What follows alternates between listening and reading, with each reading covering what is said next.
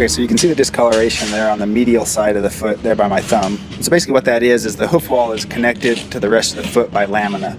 And right in that area, because of leverage or the way he kind of puts a lot of weight on his medial side of his foot, so that's probably what's causing it. Anyway, and so what's happened there is the lamina is stretched, pulled apart, some dirt's got up in there. And so what I'm doing there, you can see me, I'm taking in 45 in that hoof wall.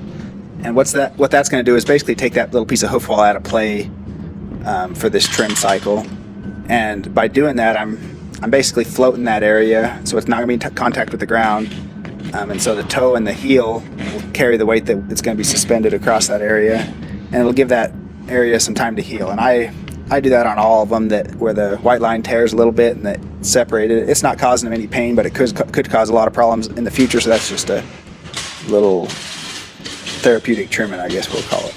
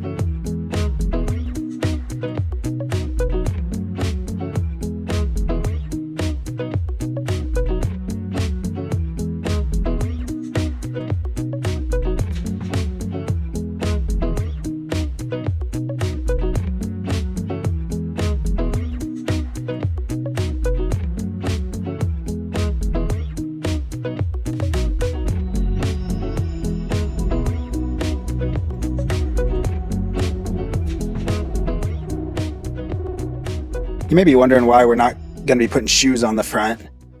So kind of the thinking behind that. So the reasons, in my mind, the three reasons I put a shoe on a horse is either for traction, either to add traction or take away traction, therapeutic reasons, or for protection.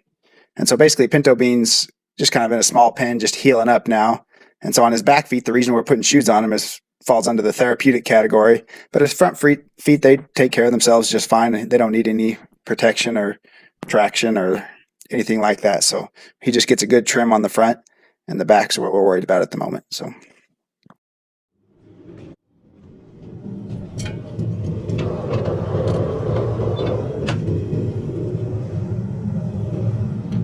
like I mentioned before, this is a shoe I've used before on Pinto Bean, so it's almost ready for him. It's pretty well shaped to his foot. So I'm going to do a little minor modifications. Their feet are always changing, so even if you're resetting shoes, a lot of times you got to make some little minor modifications. So that's what I'm doing here.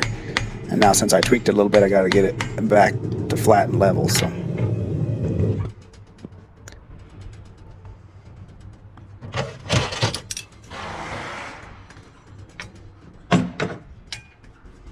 if I can get my hot fit tongs on there, we'll go give it a try and see how it fits.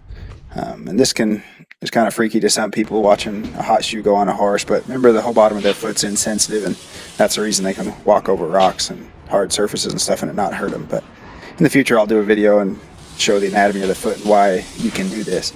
And in this case, it's especially important to hot fit because you can see the clips on the shoe, the two little pieces of metal coming up, and that's important in this case. But anyway, you need to burn those in and give them a little spot on the foot so they don't pinch the foot, because if you're pinching, those clips are causing more damage than good. Anyway, I guess I'll go into why we have those clips. So you can see the whole front of that foot's obviously compromised. That hoof wall that wraps around there naturally in a horse's foot is made to hold, among other things, is made to hold the foot together. And so because we've had to cut that out to get the keratoma out, the vets asked me to put clips on there to help stabilize that hoof wall, because it's not made to move each side independently like it can now. But anyway, with those metal clips there, it holds that foot and stabilizes. Anyway, so that's why we're doing that. And you can see with Pinto Bean right now, it's not super comfortable with me pounding those nails in there. He's kind of throwing a little fit, letting me know that doesn't feel good. And so I'm trying to take the shock of me pounding the nails in with my hands and stuff. I'm just getting it done real quick. And you can see I actually, this go around, because his foot's going to be wrapped, I only use 2 nails on each side because I didn't want to, it's just enough to hold that shoe on there so the shoe can do its job. I don't need to go putting a bunch of nails in an already compromised foot when 2 will do just fine to hold that on there. He's not moving around a whole lot. He's in a stall and just getting healed up, so there's no reason to go crazy and put a bunch of nails in there. Also, I don't know if you noticed, I'm using a copper nail on him this go around, and I've kind of mentioned those in the past. The benefit of them is the copper is toxic to bacteria, so it helps kill bacteria that might creep up the nail hole there and cause any problems like white line disease or anything like that. Not that he's had problems with it in the past, but just kind of a precautionary thing. Anyway, you can see the front of that foot looks really good. It was all bloody and from the surgery and stuff, but they've done a good job with the cast and he's healing up really good. Something we could have done that we didn't is you could support the bottom of the foot with a pour-in pad or a bar shoe, maybe a heart bar, which is, if someone could fault me for not doing that, I completely understand. That's definitely an option in this case. The reason I didn't is when it was hurting him, he pulled his foot away, didn't let me know that wasn't feeling good. Anyway, so that's just kind of proof in the pudding there that hot fitting him does not hurt him. I don't know why I feel like I got to keep bringing that up, I guess, because it keeps getting brought up in the comments. But anyway, so right there what I'm doing is getting this, relieving sole pressure. Nice part about burning on feet is it shows you where your shoe's contacting the sole, and you don't want that. And so you can just take your knife, relieve that sole pressure, and you can see I'm backing the shoe up a little bit, that little toe hanging over there. On his fronts and his hinds, he tends to grow a long toe, so back that shoe up and get his break over where I want it to be. So you see, I'm going to go ahead and just put 2 nails on each side. That's a nice part about using clips, is it makes it to where you can use less nails and do less damage to the hoof wall with the nails. And it kind of sounds weird, but nails really are a necessary evil. They're not good for the foot, but they're necessary to hold the shoe on, and without a shoe, some horses couldn't walk in the work that they do every day. So.